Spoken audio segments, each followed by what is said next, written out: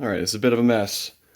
This is the spread bench setup, or kind of more of a spread floor setup, because the transfer case is a little better off left right where it is.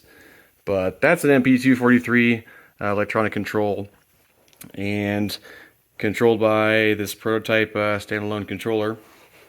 I just got the boards in last week, put some components on it, and then got it up and running. And it's currently using GMT 900 switch.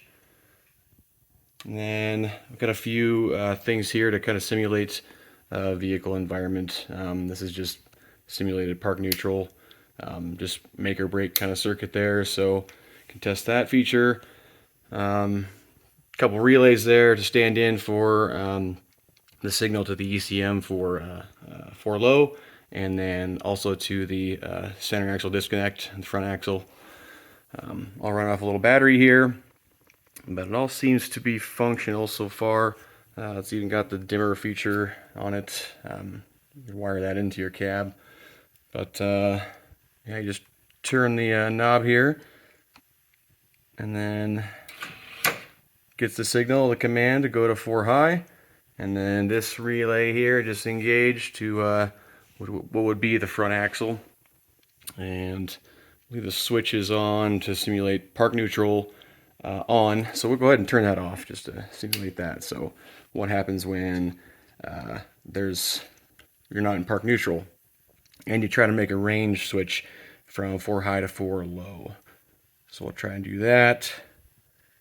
And I got some basic warning signs that come out and say, hey, you're an idiot, you can't do that if you're not in park neutral. So there's that.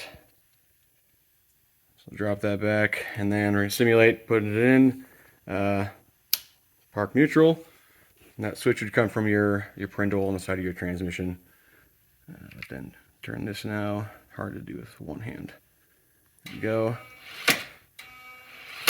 And that cycles through the 2 ranges. It actually has to move through neutral to get to 4 low, but this here is now 4 low at the output. This is an old, crusty, beat up Frankenstein transfer case, but it is a 243 at heart. So this is all functional so far. Probably looking to get a new board, a new revision out, make a few improvements, but otherwise everything's looking good.